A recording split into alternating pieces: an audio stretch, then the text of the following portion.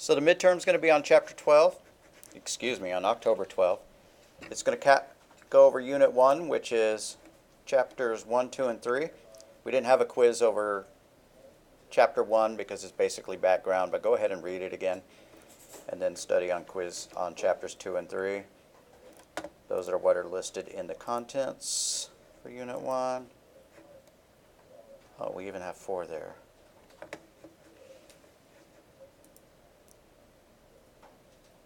Then whatever we get to by Thursday of next week is going to be where we stop. No, by Tuesday of next week. So whatever we reach by the 3rd is our cutoff point. No material beyond the exam that we cover past the 3rd.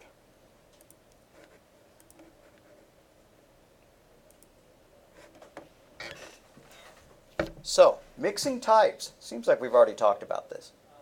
As far as the computer is concerned, the numbers have to be in the same format before it can do any math. It has to be an int and an int, or a float and a float, because they're stored inside the computer completely differently. The bits are stored in a different format.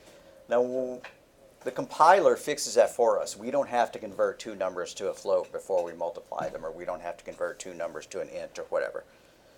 The compiler fixes that by converting one to the type of the other. Notices that this can impact the results of calculations. So we have a hierarchy of types. Low types can be converted up to high types without any loss of data. A long. Why do I not see long? A long can hold a much larger number than an int. So it's okay for an int to be converted to a long to do some math. It's not okay for a long to be downgraded to an int. Because if that number is 37 trillion and the largest an int can hold is 2 billion, that wouldn't work. So if you had this, long L is equal to, 3 trillion. 1, 2, 3, 4, 5, 6, 7, 8, 9. That's a billion, isn't it? 10, 11, 12. And then you have an int, I is equal to, up to 2 billion. 1, 2, 3, 4, 5, 6, 7, 8, 9. Like that. And then you try to print out L times I.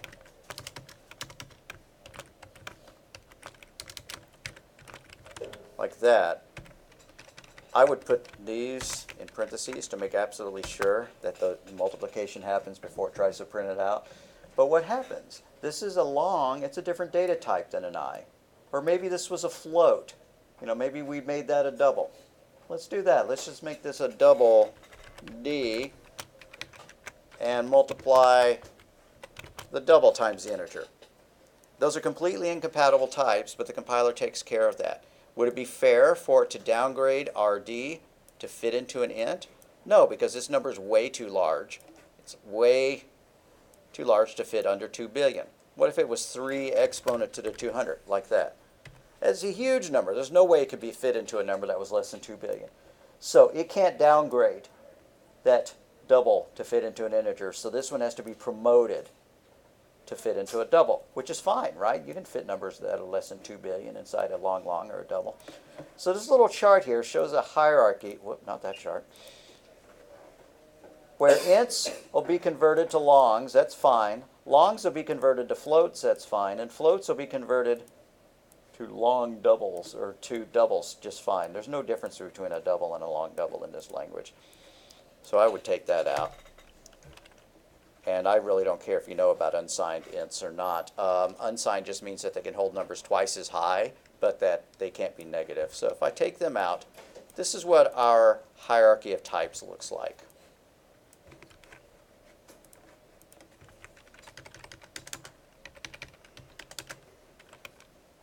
So the conversion can go up that list real easily. If it goes down that list, you risk data loss.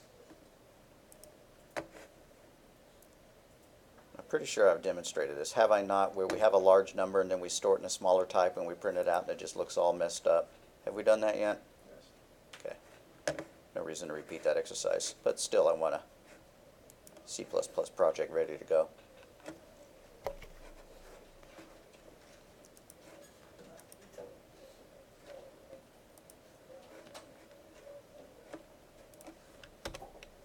So type coercion is automatic conversion of an operand to another data type. Promotion is going up to a higher type. That's safe. Ints can become longs. Longs can become doubles. Totally fine. Demotion is when it goes down the hierarchy. If a double is being demoted into an int, that's bad news. It can lose data. When you use the equal sign, the data of the expression on the right gets converted to the one on the left. So if I do this, D is equal to I, that's totally fine. It'll promote I to fit into a D, just great. But if I set D is integer is equal to D, it'll go ahead and do that in this language. In Java, it would complain bitterly about it, but C++ goes, okay, I'll do that if you want me to. But then you could lose data, because if the double contains any value larger than 2 billion, it would be a problem. It will round the value out, because an integer cannot hold decimal points, but a double can. So, if this was equal to, 33.3, after that was done, I would equal 33. It rounds down just fine. So it's okay for this coercion to happen, for this demotion to happen, but only if the value was less than about 2 billion.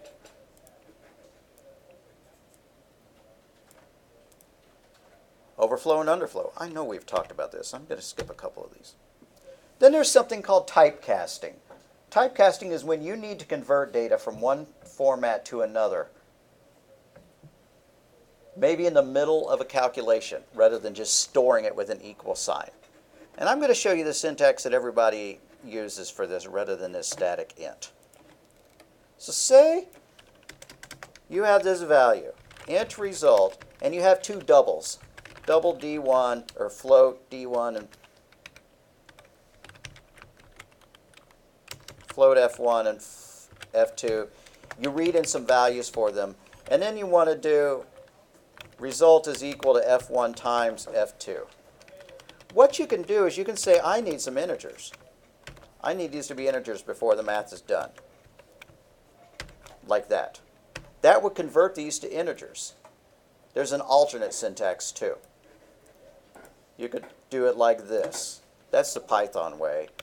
One of the C++ ways. This looks more like Java. You can say if F1 needs to be an integer, that was supposed to be F2, and F2 needs to be an integer. This is known as casting.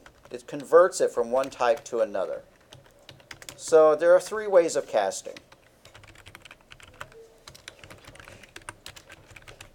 And in some languages, you have to cast before you can fit into a smaller data type. So if you had double D is equal to 3 trillion, 3e to the 12, and then you wanted to, well, nah, that's ridiculous because that's going to cause data overflow. Let's just say 3e to the 7. That'll fit inside an int. And then you did int I is equal to parentheses int d. That converts d. No questions asked to fit into an I. If data loss occurs, if you have overflow or underflow, well, that's too bad. You shouldn't have programmed it that way. The other syntax is to do this. The third syntax is to do what's known as a static cast. Static cast. Here, let me pull up the syntax because I always forget it. There we go. int d. I bet you can guess which one I don't do. Which one's easier to type? If you're a Python programmer, if you took my Python class, you might be real tempted to do that. If you're a Java programmer, you'd be real tempted to do that because that's how you do it in Java. This is a C++ only way of doing it. They all three do the same thing though. So why are there multiple ways of doing it? This has a slightly different implication that we're not going to talk about.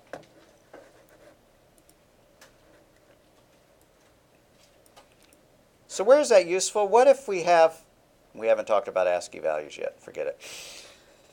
C-style casting is done like this. That's what's known as a C-style cast, also the Java style. The pre-standard C++, before C++ was standardized, was to do it like that.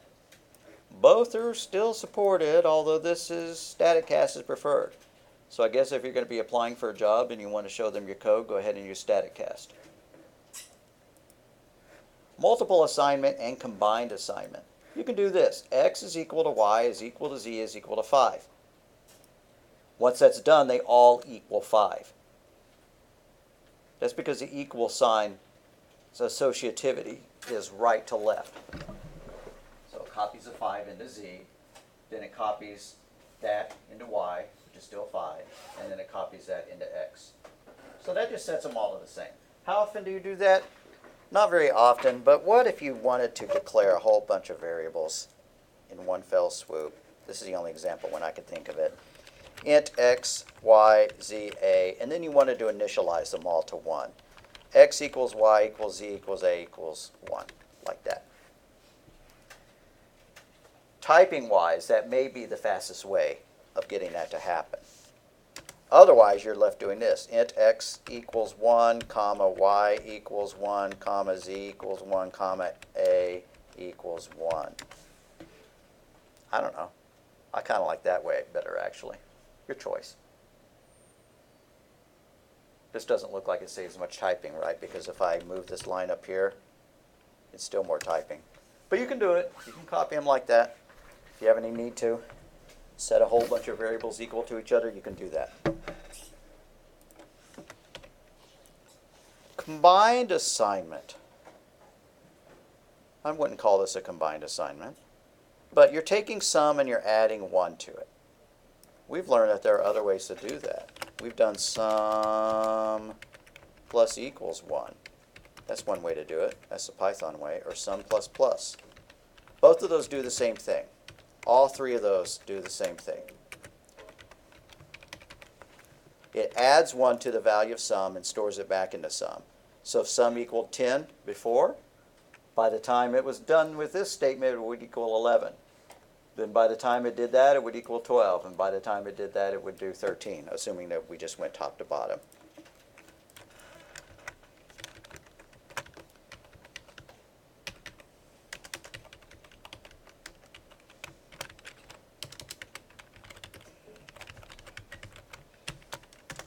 Still not digging that term. This has got a better term, increment, going up by 1. And other textbooks call this a compound assignment because you're assigning it and using it a math operator at the same time. This has the advantage that you could add 10 to it each time, right? Or 20 or 15 or whatever. You couldn't do that in Python. You couldn't do that with plus plus, right? Because you can't just say, okay, I'm going to add 15 to it by doing that. Nah. Increment just means go up by 1.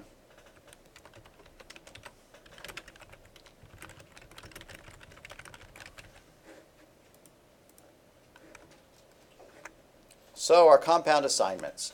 X equals X plus 4 adds 4 to X and stores it back into X. So if X equaled 10 before, it equals 14 afterwards. X is equal to X minus 3. Well, it equaled 14 before. It's going to subtract 3 from it at 11, and it stores it back into X.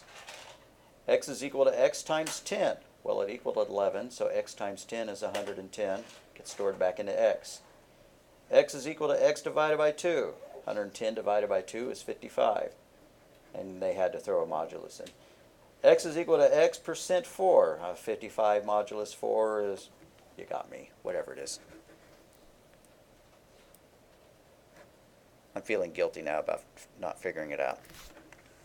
55 divided by 4 is 13.75. So 13.75 times 4 is, oh, dummy me, 13 times 4. So this is the remainder. If you divide 55 by 4, you get a remainder of 3. So 55 modulus 4 was equal to 3. Am I going to make you do numbers that large? Well, if they're too large for me. The combined assignment operators provide a shorthand. Sum equals sum plus 1 is the same as sum plus equals 1, which is the same as sum plus plus.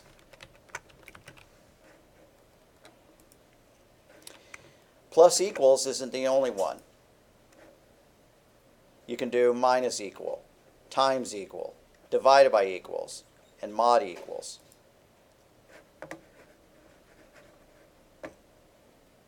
So going back here, this is what's known as our combined assignment operator, that one, the plus equals. But there's more. Plus equals, minus equals, star equals, divided by equals, and mod equals. So let's do some of this. X is equal to 3. X plus equals 2. X minus equals 4. X times equals 8.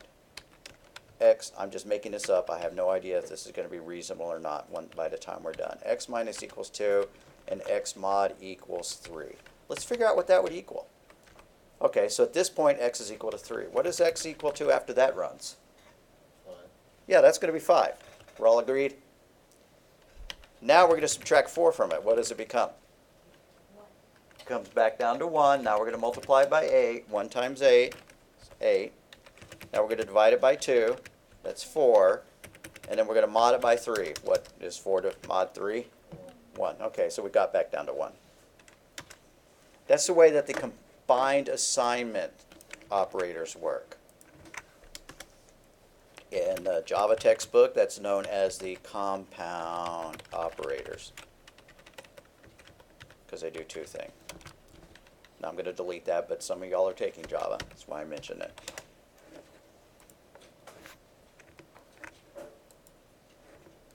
And we just did this kind of thing, so I'm going to skip that slide. X plus equals 5 is equivalent to X equals X plus 5, and so on. Formatting output. You know how when we print pounds equals whatever, and then if you run it and it said that your pounds were 3.75259999991 or whatever, that's kind of annoying. You might want to limit your output to like only 2 decimal places. You know, you have $10 and you're trying to split it between 3 people. 10 divided by 3 is 3.33333 out to infinity, you know. But if you want to print that out to find out how much money each person has, you only want to display dollars and cents. So you want to format it, which requires the IO manip file, IO manipulation.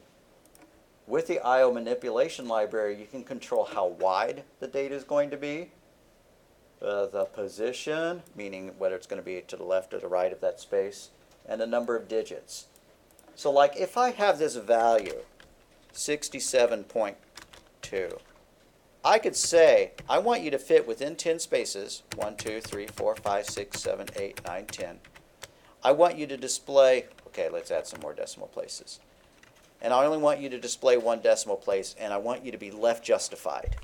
So that would be 67.2, and then pad it out with enough spaces to make it 10 spaces.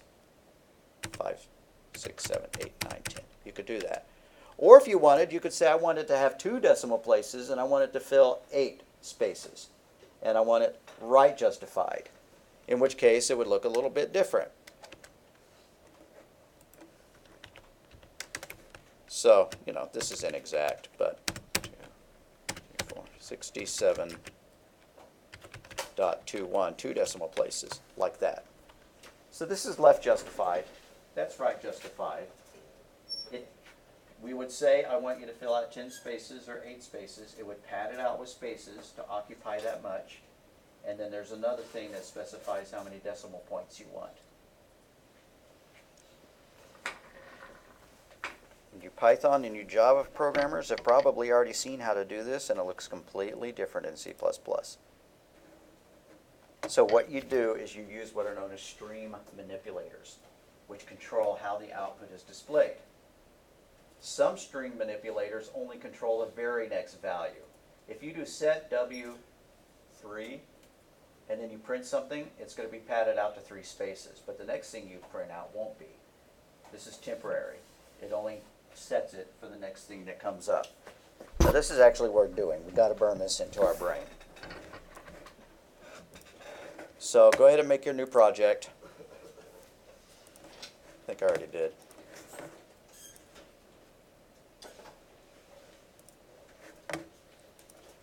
Add a file.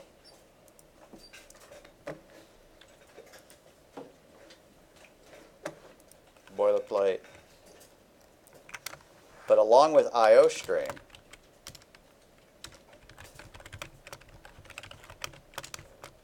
And always include string and CMath anymore. We're going to add a new one to our list. And you only have to do this if you're going to do the IO manipulators. Include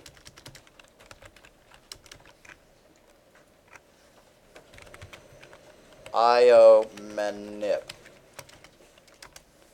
Now using namespace std.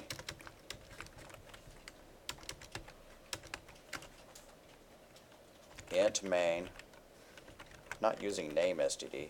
Namespace std. Int main.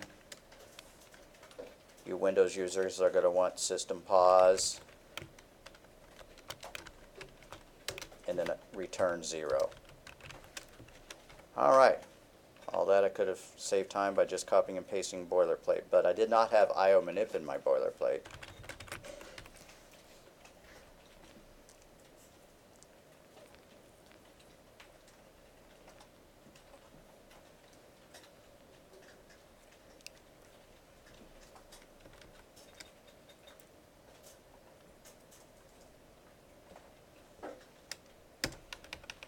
Okay.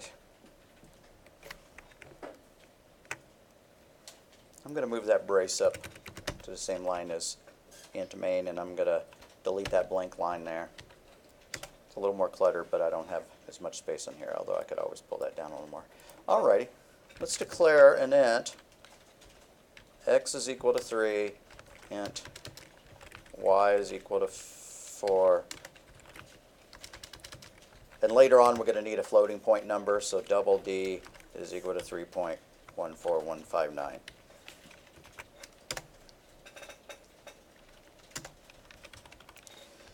So let's see out something, maybe an asterisk. And then later, let's see out x, followed by another asterisk. And let's then see out an ENDL. Then run that.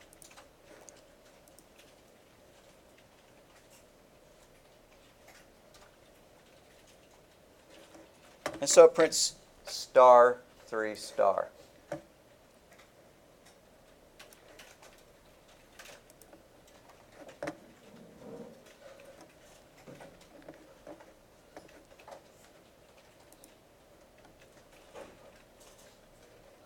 Now we're going to change it so that this 3 actually has 10 spaces to be in. Or let's just make it 5. Why would we care about that? What if x was counting? What if we were trying to display columns of data? We would want the columns to be evenly spaced. So I'm going to close that one. And here, after I print out the star, I'm going to do cout set w, and I'm going to set it equal to 5. I want that guy to have the next piece of data, which is that x right there, to occupy 5 spaces.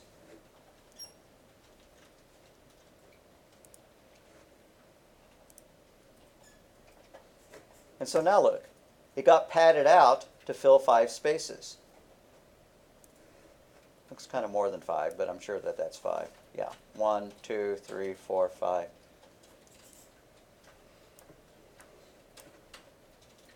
Why would that matter? What if we had some loop and we were printing out data?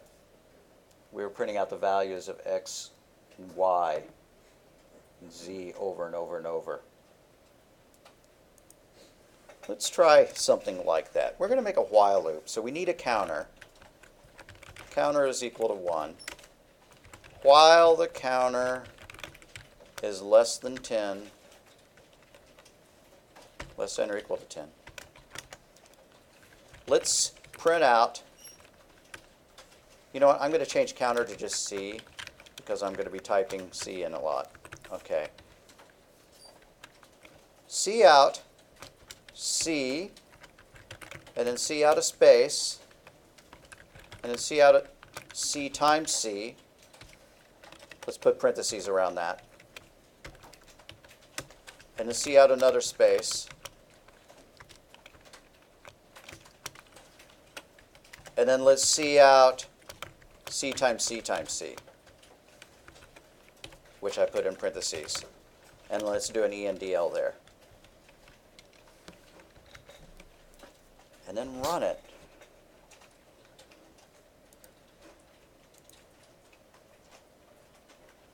And I made my usual mistake. What did I forget to do? I forgot to increment my counter. So C++.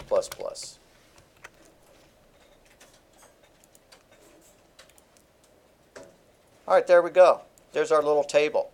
It doesn't look so hot, right? It's all jagged. What if we added one more number? It's going to look even worse. What if we print out, I'm going to do another C out, C space, and then a C out of C times C times C times C. That's about when we really need to be using a POW function. So these are the two lines I just added.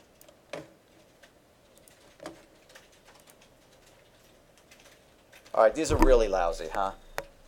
If we were trying to write a table, an output, you know, that you would want to hand to somebody else to understand what was going on. Well, what is going on? It's actually printing the powers of, right? 2 to the power of 2 is 4, cubed is 8, 16, 3 squared is 9, cubed is 27, quadrupled is, okay, anyways. So, what do we want to do? We want to set the width of our numbers. If we looked at our output, what was the widest number we had? Out of all those numbers, which one's the widest? 10,000. Yeah, so that's 5 wide. So let's set these up. Let's do this. I'm going to this second line now. No, I'm not. I'm going to this first line where it says C out, arrow, arrow, C. Instead, I'm going to do C out, arrow, arrow, set W to 5. And then followed by 2 arrows. So I just mucked with that line right there. Whoops, that's not the comment for this language. There. I just added that.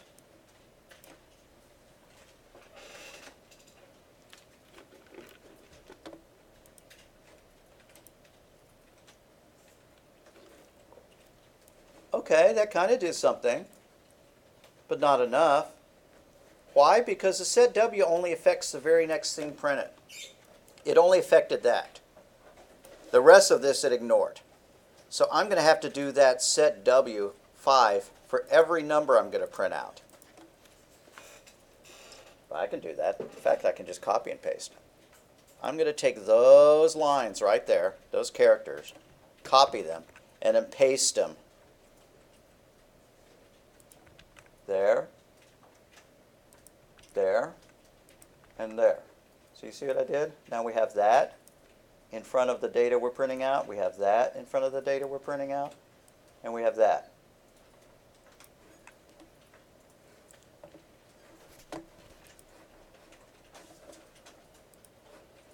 That's going to look a whole lot better.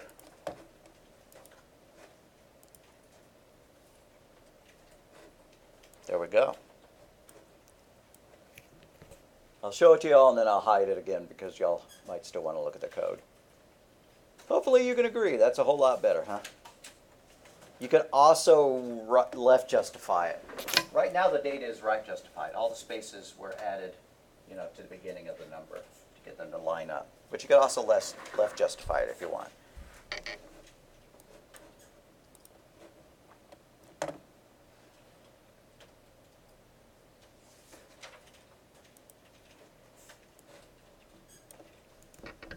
Set width is one of the most important I/O manipulators.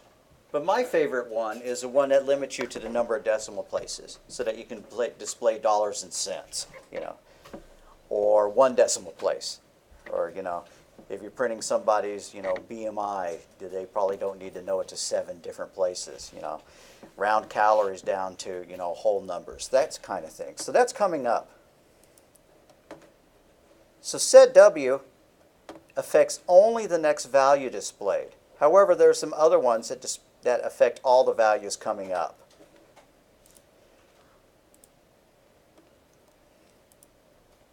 So some affect values until they're changed again. Fixed. Use decimal notation for floating point values. What does that mean? It stops it from using exponents when it prints it out.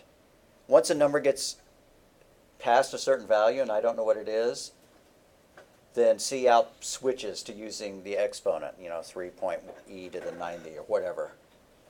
And then there's set precision, which prints it using x digits after the decimal place. So we didn't print any doubles yet, but let's go and add some doubles to this stuff.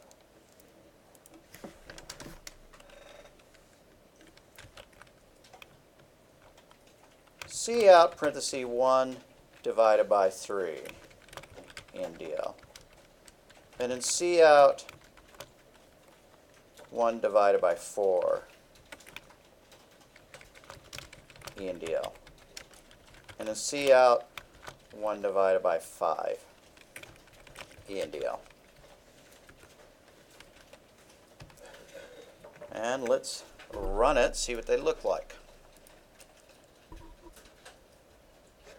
Well, 1 divided by 3 is 0, 1 divided by 4 is 0, 1 divided by 5 is 0. Who can tell me what I've done wrong? I know I've lectured about this in Java. I may not have lectured about this as much in here. But if you divide an integer by an integer, what do you get?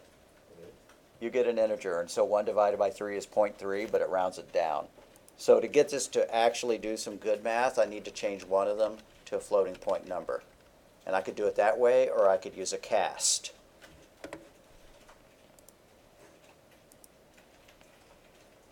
Alrighty, there we go.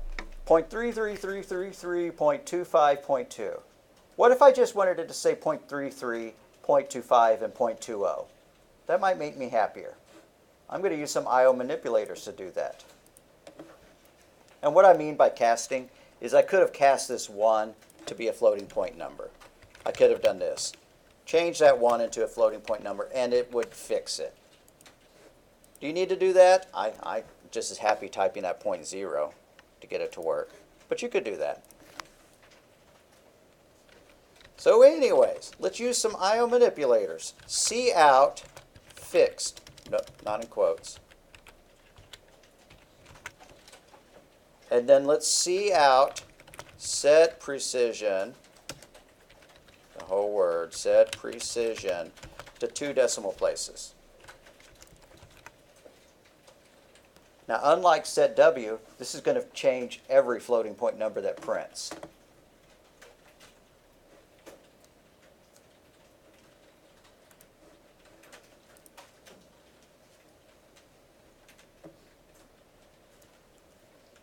So there we go, 0.33, 0.25, and 0.20. Success. Why do you care? If we were printing dollars and cents, we'd like it to be rounded down like that. If you're printing out calories, they don't need to know calories to the 5 decimal places.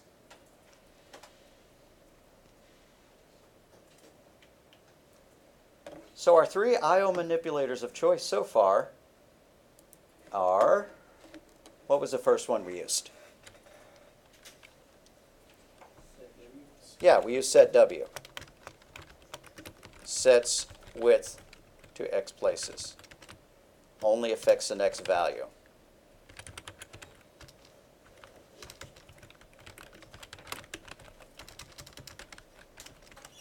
All right, you English major. Should that be only effects or should it be affects with an A?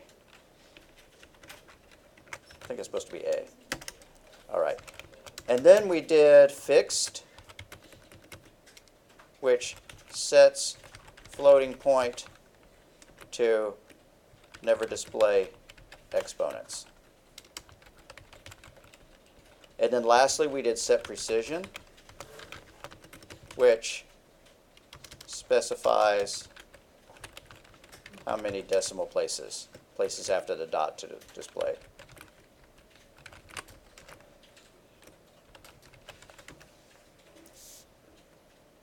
Now I'm going to go and copy our code and paste it here.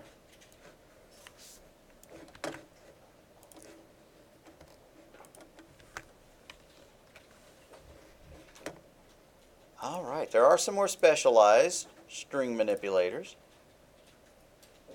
If you want something to be left justified as opposed to right justified, here we go. You can do left, you can do right. Let's go back up to that little table we printed out and play with moving things to the left. And then show point. Causes a decimal point and trailing zeros to be displayed even if there is no fractional part. Well, it seemed like we kind of had that working. I'm going to ignore that one, but left and right seem important to me. So let's go back to our code. Up here where we were doing all this stuff. I wonder if set left and set right only work for the next one or work all the way through. Well, we're about to find out.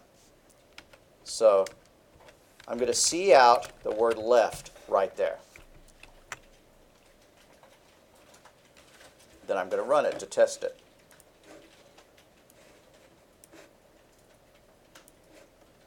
So that was in our while loop.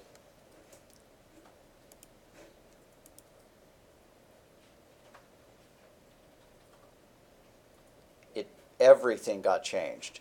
If you remember how it looked before, the numbers were lined up on their right side. Now they're lined up on their left side.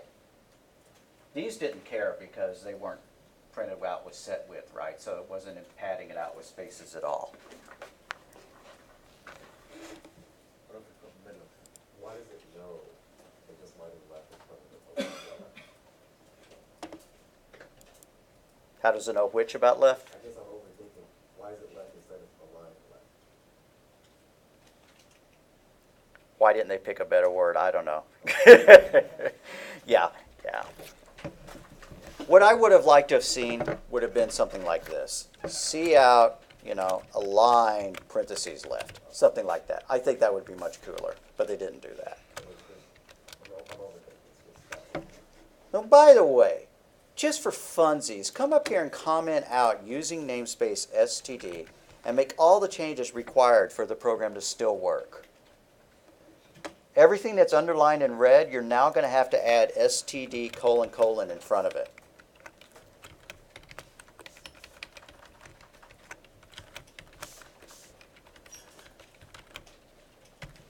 All right, that's getting tedious, eh? Howsoever, professional programmers tend to do that because if you do using namespace std, you get a whole bunch of stuff brought in that you may not be aware of. It brings in a whole bunch of things into your namespace that you're editing right there. You don't just get cout and endl and some other things. So when you look for code examples online, they'll almost all be done like that rather than using namespace std.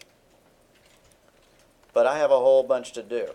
I'm going to undo those changes. That's a little too tedious for me at this point.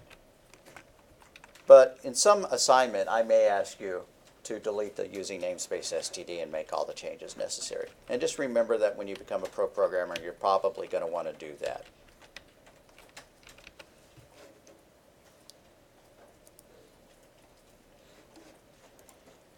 All right, working with characters and string objects. I think we know what a string is. A string is a series of characters. So this is saying using CIN with the arrow operator to input strings can be a problem. Why? It passes over and ignores any leading whitespace characters, and it only gets the next thing. So down here at the bottom of our code, let's prove that to ourselves. Above that pause statement, let's declare a string, call it name, and then do cout enter first name, : and then let's cin into our name. And actually, instead of first name, let's do first and last name. Then let's print out hello, name.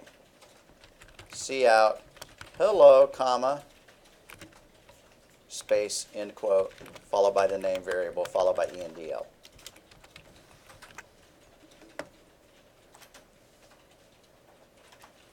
Let me make sure this works, and then I'll bring the code back.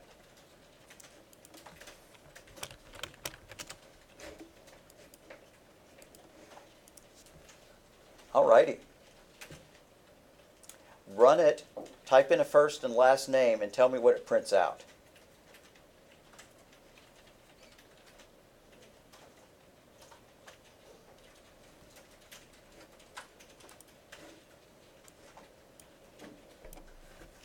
So what CIN does is it so-called tokenizes the input, meaning it ignores all white space, and it only pulls in the first thing. So when I type Joe Bob as my name, it just goes, okay, that's what you wanted, and it stores that into the variable that follows CIN. If you wanted a last name, you could use, that. But what if you didn't know how many names they were going to enter? What if you asked somebody for their full name and then they're Madonna, so they never use their last name, they only type one?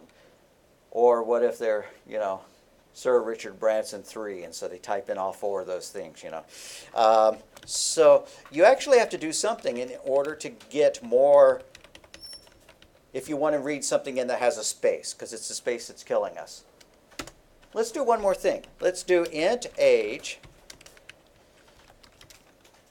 cout, enter age, colon, CIN into age, and then let's do cout your age is, followed by the age variable, followed by ENDL. So these are the lines I just added, those 4 lines. I have a problem here. Oh, because I only typed END rather than ENDL.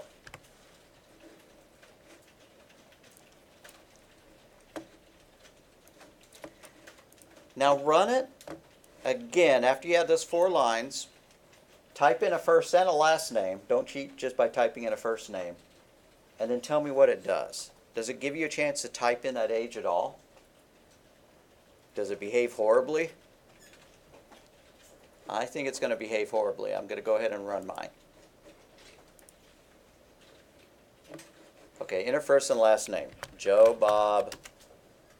Enter your age. Your age is negative 85 billion, or whatever that is. Is that what we wanted? No, that's not what we wanted at all. So what happened is that first CIN tokenized the input and only got Joe out of the input. So there's something called a buffer. A buffer is a place in memory where things are held temporarily. So Joe Bob was in the buffer, and then we used CIN to read into name, but it only read the first piece. So Bob was left out in the buffer. And it said enter your age. It tried to read in what was next. All that was there was the word Bob, and so it just failed completely. So anytime you need to read in data that has a space in it, CIN arrow isn't good enough. We've illustrated the problem here. Hopefully the PowerPoint's going to show us how to fix it. To work around this, you can use a C++ function named getLine.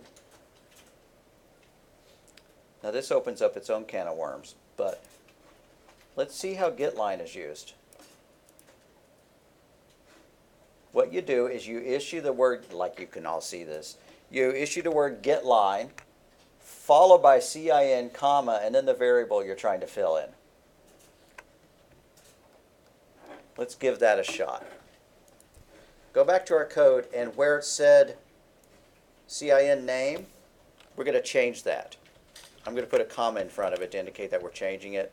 So getLine, parentheses, CIN, comma, name, in parentheses, semicolon. So that's the line that I just changed. Tell me I'm still recording. Okay. Now when you type in Joe Bob, the age may still be messed up, but at least the name's going to work.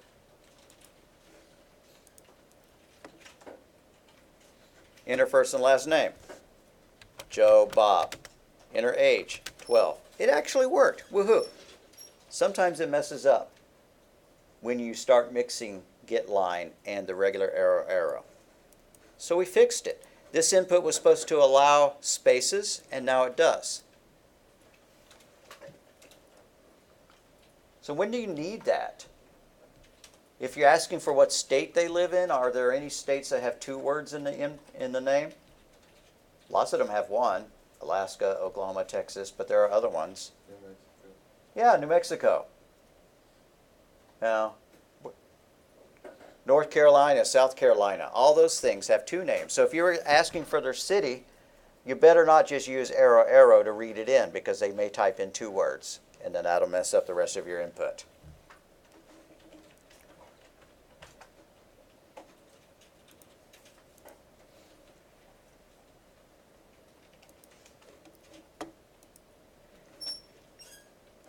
And if you want, you can read in a single character.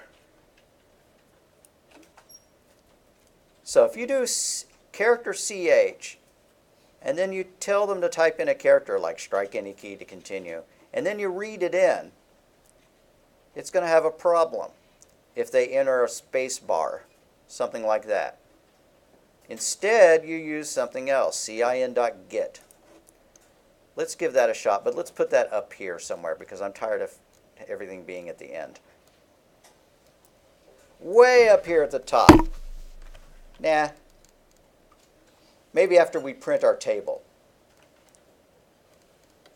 So at the end of our while loop, let's declare a character, character ch, and then let's do cout, press a key, colon, and then let's cin into ch, and now let's print out what they pressed. Cout, you pressed, I'm going to put a brace there, end quote, followed by the character they typed, followed by two more arrows, a closing brace, and a /n.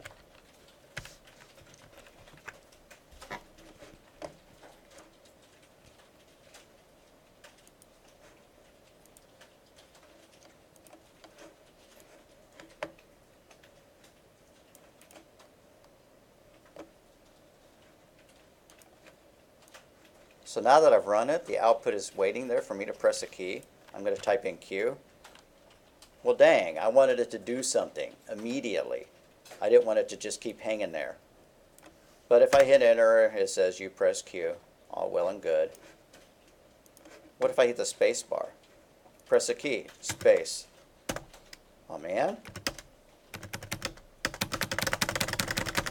Finally you type in another letter other than space. So that's no good. So we're going to use cin.get. We're going to change this line right here where it says cin into ch to cin.get parentheses ch in parentheses. Let's see if that's better behaved.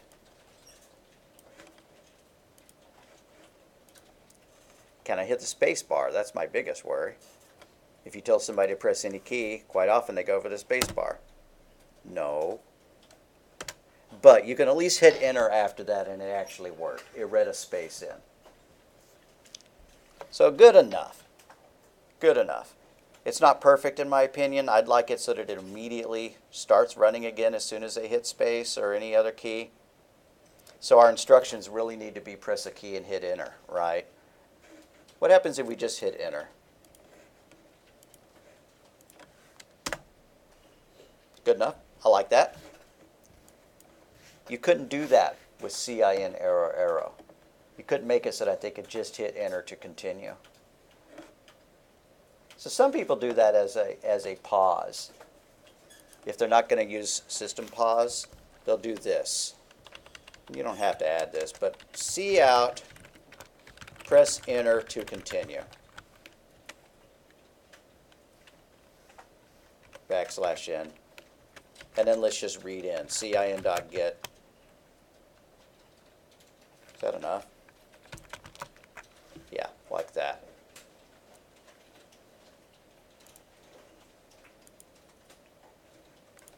So press a key, that's not good enough. We need to say press a key and hit enter. And then it says press enter to continue, and it messed up. It didn't even wait for us to hit enter. What we need to do in order to get these things to work perfectly, is to do something called clearing the buffer. We may save that for another day. But we've seen that cin.get will read in a single character. And if that's what you want, you can get it.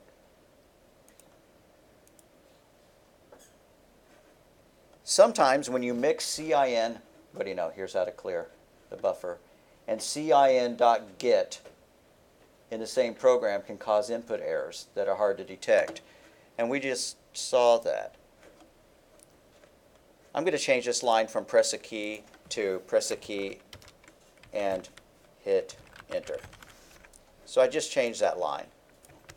But when I run it, it skips over this next press enter to continue. It doesn't give me a chance to do it. Press a key and hit enter. All right. You pressed spacebar, then press enter to continue. Nope, it skipped it and immediately started doing other stuff. We can fix that by adding cin.ignore. So above this cin.get, add this cin.ignore. Is that enough, or am I going to have to type in a number? I'm going to find out.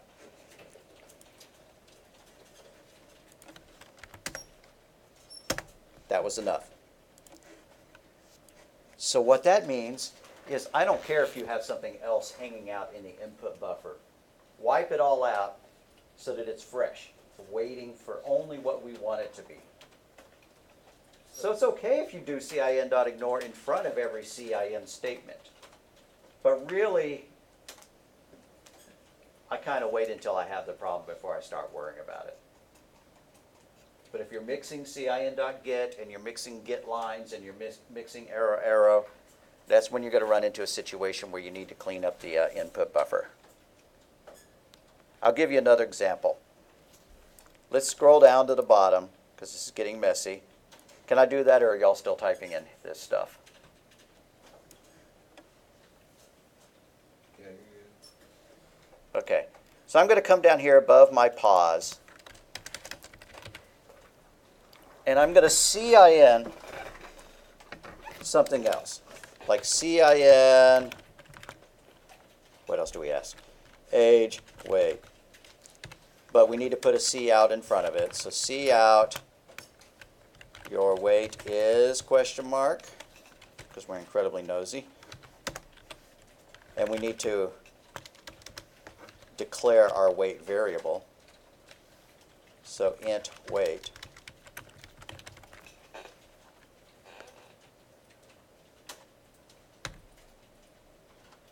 This isn't going to exactly prove my point.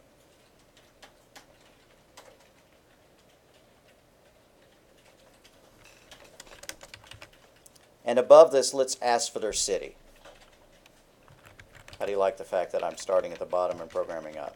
So string city, I'll try to fix this one right. C out, what city do you live in? And cin into the city. And let's print that information out. City, followed by a space, followed by their weight. That's enough, you know. Followed by ENDL.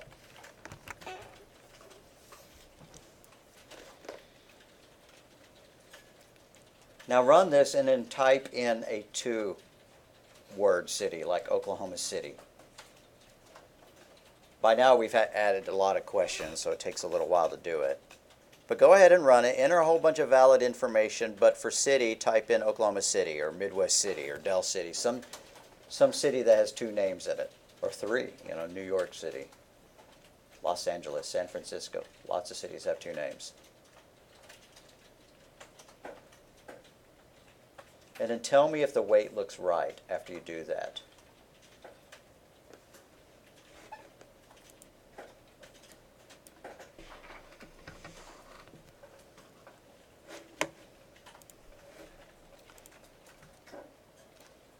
All right, hit a key and hit enter. Press enter to continue. Type first and last name, Joe Bob. Enter your age. I'm 56. What city do I live in? San Fran. and then your weight is, and it prints out something really weird. It prints out the first word of my city, and then it prints this bad number here. So what do I need to fix? What do I do to fix it so that the city can actually be read in, ignoring the space? We had to do it with our name. The get line. Yeah, we use getLine, just like we did here. So where we read into the city, CIN arrow arrow, comment that out. And then use getLine, parentheses, CIN dot, or not dot, comma, city.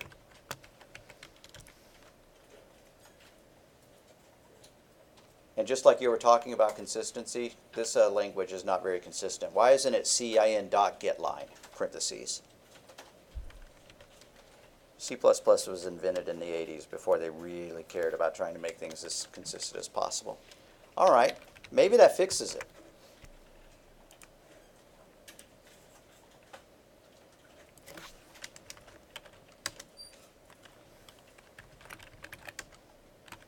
It seemed to fix it. Nope, it didn't. It says, hello, Joe Bob, what city do you live in? And it skipped right past it, and it said, your weight is. So there was some garbage sitting there in the input buffer that messed up this get line. So I'm going to call CIN.ignore before that get line. CIN.ignore there. And then I think, just for good measure, I'm going to add another CIN.ignore above my get weight. So I added this line. I'm going to flag it with some asterisks. And then I'm going to add another one right here. CIN.ignore. And do you need to do this all the time? No, but when you start mixing getLine and .gets and arrows, yeah, you do. If you're doing all that, I would just do CIN.ignore before every call to getLine. Maybe afterwards. And is that way more work than it ought to be to do this kind of stuff? And do you have to do that much in other languages? No, this is kind of quirky. So press the key and hit enter. Press enter to continue. Enter first and last name, Joe Bob. Enter age, 812. What city do I live in? Dell City. Your weight is 300. I've still got a problem. I don't know why it printed out 0. But it's behaving a lot better.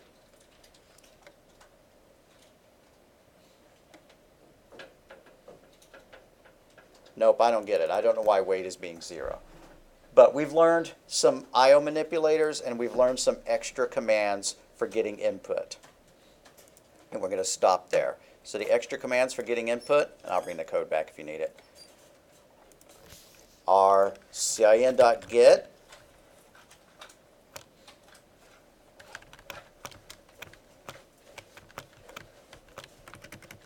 gets a single character.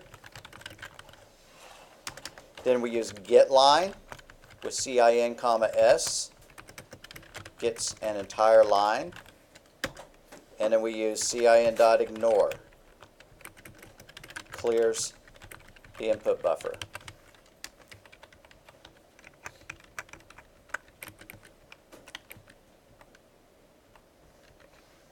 And I know I did something wrong for that weight to wind up being 0, but I'm not going to take the time to figure it out. Conceptually, this is it. Conceptually, those are the 3 commands you use. And it's kind of just trial and practice to figure out when you do it and when you don't. One approach is to always use getLine. Always use getLine and then convert to the data that you need. If you need an integer, then convert somehow that string to an int. If you need a floating point, convert that string to a float. And there are ways of doing that, but we're not going to do it right now.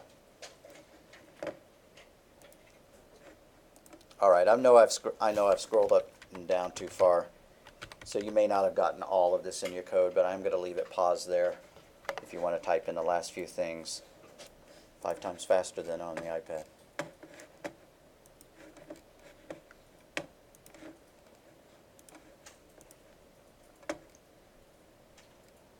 So this will be J.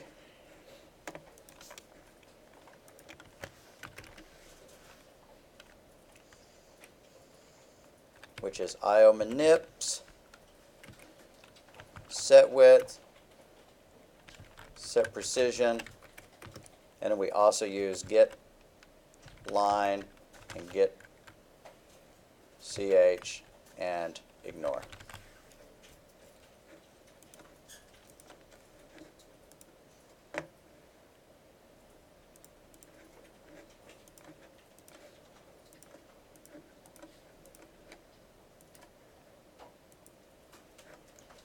All right, drop box J ought to be there.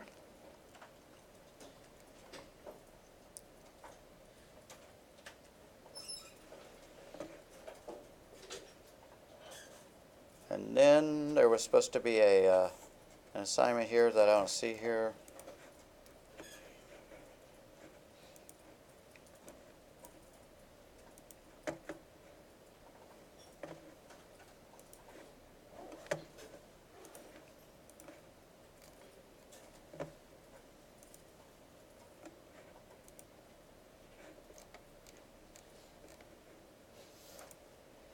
Okay, I will upload this one since it's not showing. But so, CIT homework. I'll give you code that prints this.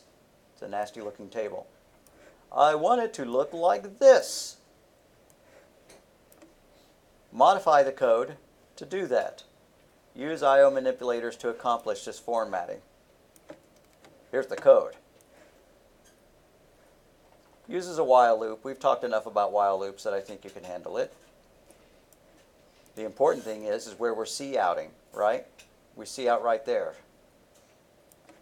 And you're going to want to set your precision and stuff. So that one's hopefully not too hard. We did everything that you need to know in this lecture in order to accomplish that.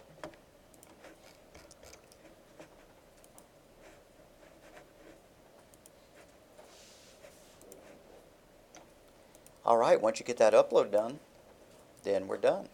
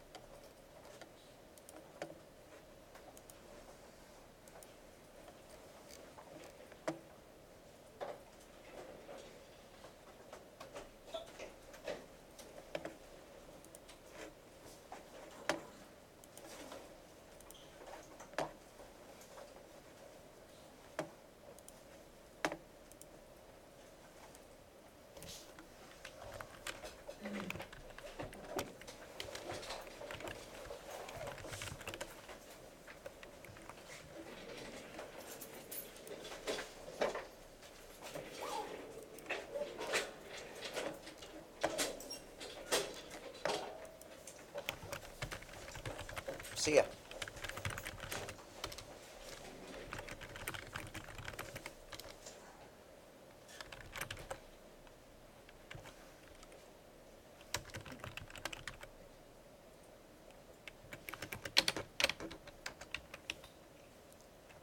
Right there.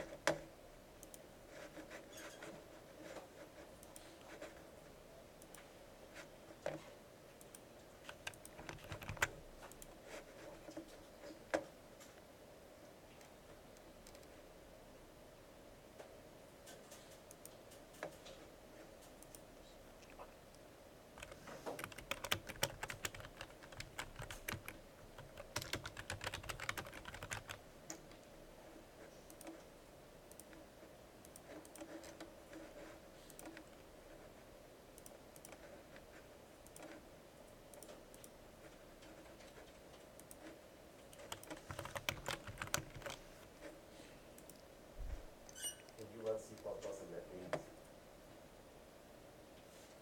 Pardon me? is it possible to run C++ in NetBeans? Yes, If I say that. Go back to where you download Java, and if you download the El Supremo version that has everything, Yeah, I you see do. C++ listed as one of the So if I options. submit C++ calls to you in NetBeans, is that okay? Yeah, yeah, absolutely. I just been pulling that up and I can't figure out what this one is. Is because I'm doing if else statements wrong or what's going on? But it's just like 8 functions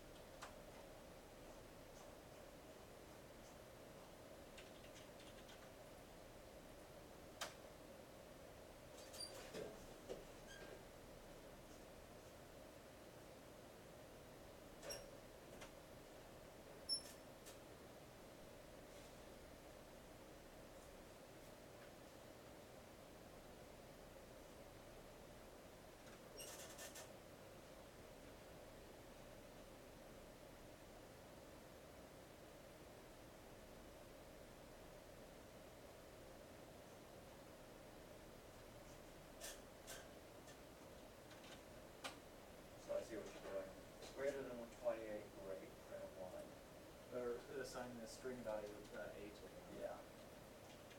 And then go on to the second one with the E number. And actually I have those as a little operands. I would make that minus 64. Because all you did is chop 128. It's out, I mean.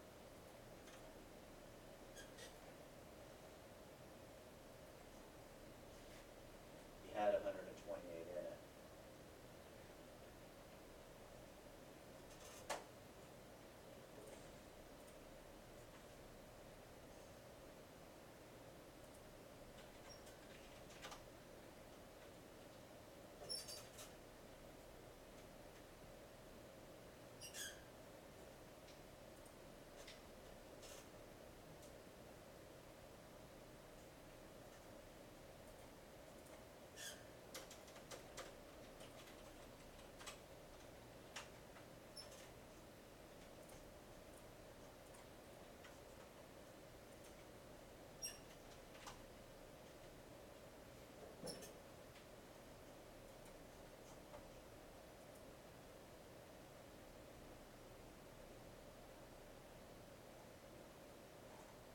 Definitely easier to do. I mean, am I formatting anymore? I thought that was like the if statements or. I think the if statement's fine. I think the way we're manipulating the data to build up to the if statements is not.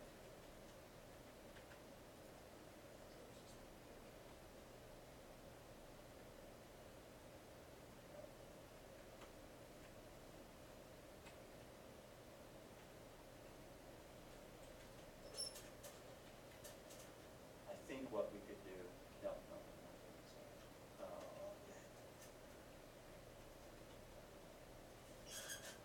What you need to learn how to do is to shift things to the left and to the right. And to use for and bitwise. Oh, yeah, you're right, thanks. And then down to 6, and then down to 7, and then down to 8. But I'm curious if we got at least some of this lit.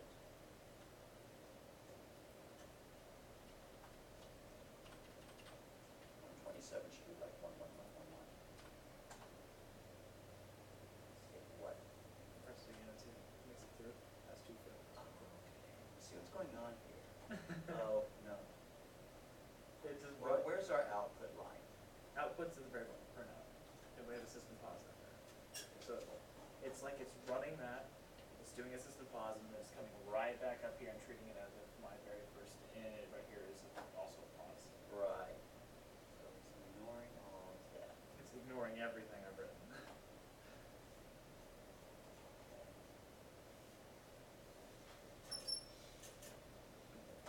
Done it wrong, or it's broken. This is stupid.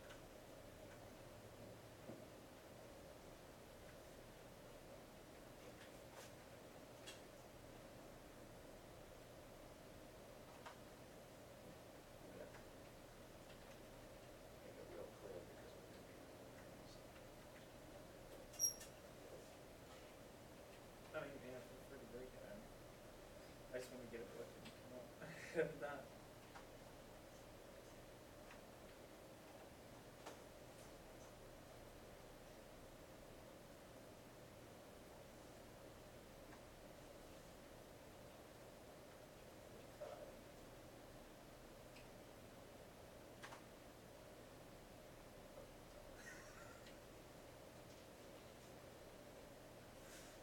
All right, Yeah. we're gonna go into the debugger then. So here's our main. We're gonna set a breakpoint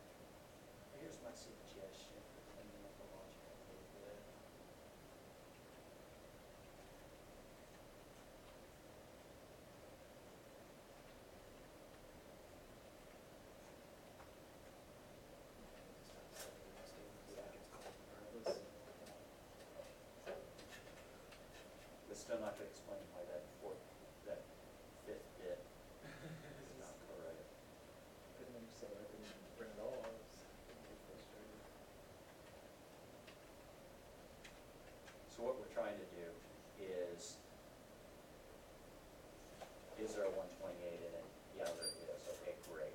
It's not Say too bad, and then keep going. Yep. Divide them and then take the remainder and use that remainder. Is there more than 64 here? Nope, okay. Then put that as a 0. Alright, got it, Rick? So I think if we get there.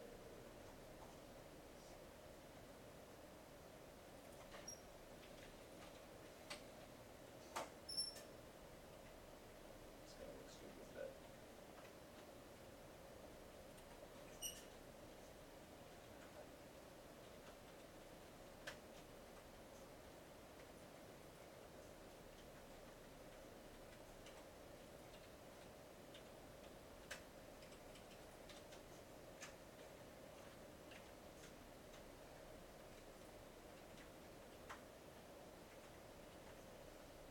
If you divide something by 2, we're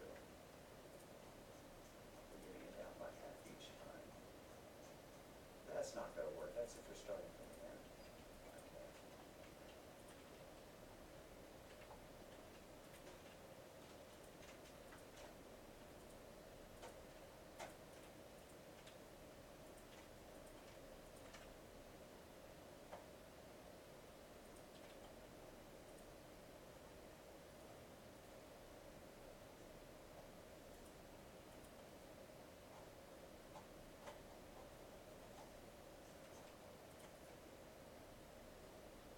So 63 should start off with some zeros again.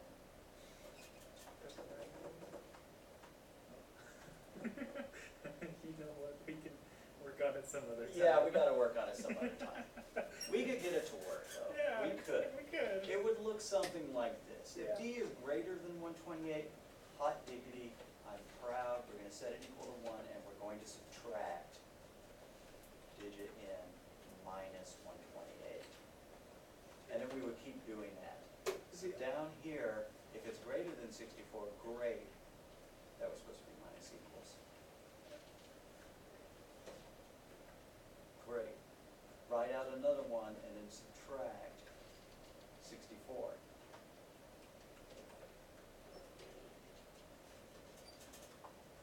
Then, if it's greater than 32, great, let's write out a 1 and remove that 32 from it.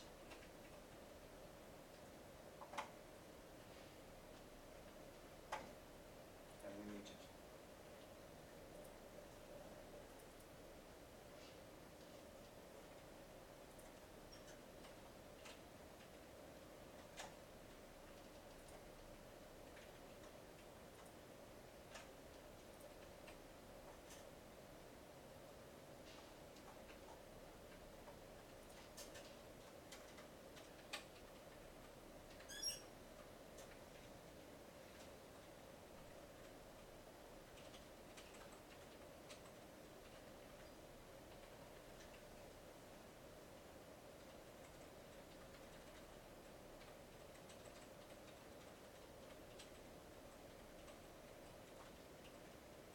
So you see what I'm doing?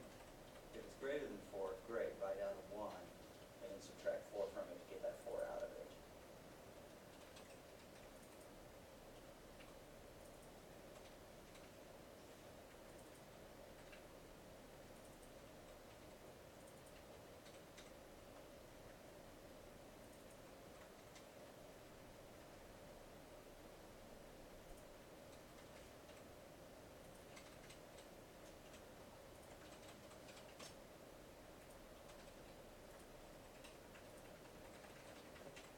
And we could write a loop that would do this. yeah.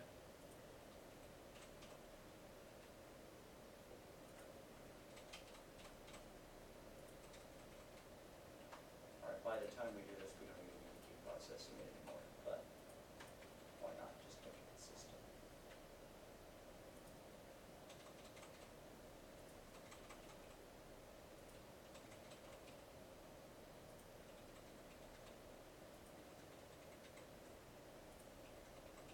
It's messing up on everything. What is wrong with that? But the rest of it was right. Now 1 or 0, now 1 or 0, now 1 or 0.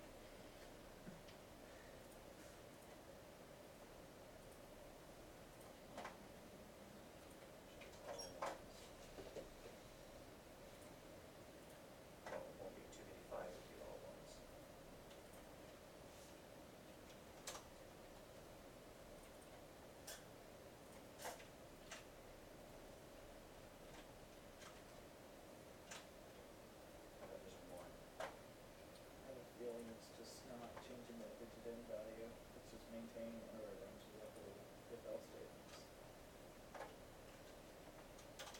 Well, that's working. So 2, 4, 6, 8 ought to keep it marking across.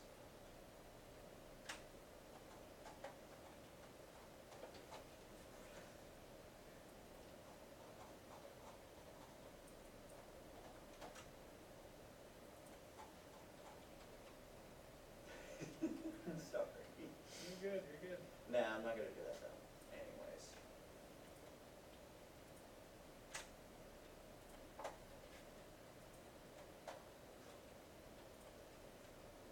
What is 8?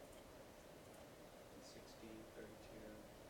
So a 10 should be 1010.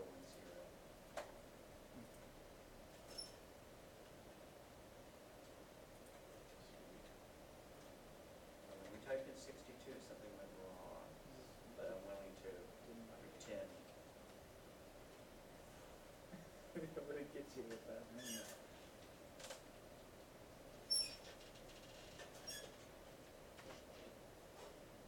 About 32. Almost. It's alright, we can worry That about one it worked. some other time.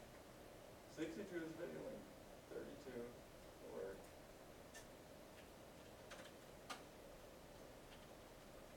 I'll leave that as an exercise for the viewer. Maybe we forgot to subtract the right thing. Minus 2, minus 4, minus 8, minus, here it is. That's the problem. I didn't know how to subtract it. I can do it here.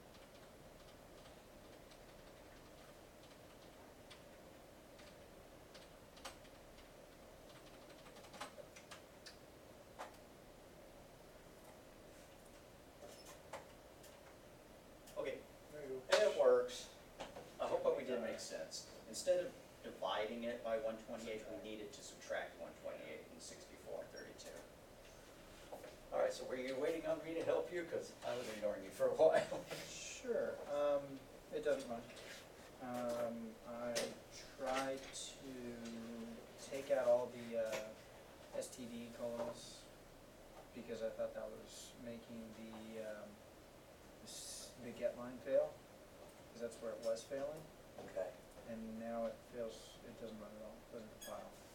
So, Alrighty, main is already defined. That we now have 2 Oh. source files. Okay. So one of them we need to comment out. Which one do you not like? source can go away. Okay, so let's just comment out the whole thing. So the multi-line comment. It's okay. On the textbook, I couldn't find it.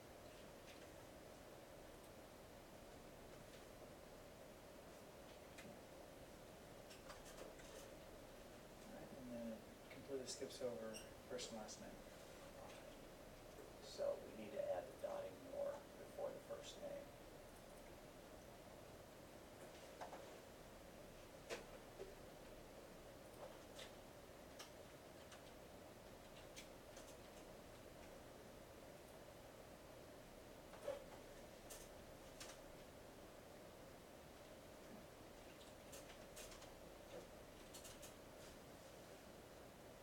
Okay. So we're gonna add another dotting nor.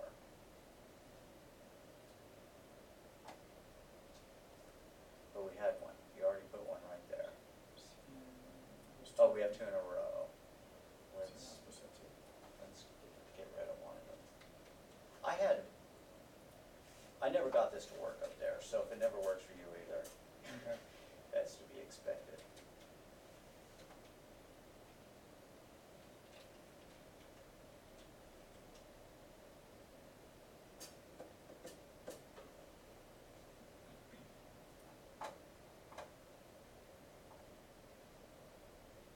So we need dotted more after the city. For the C.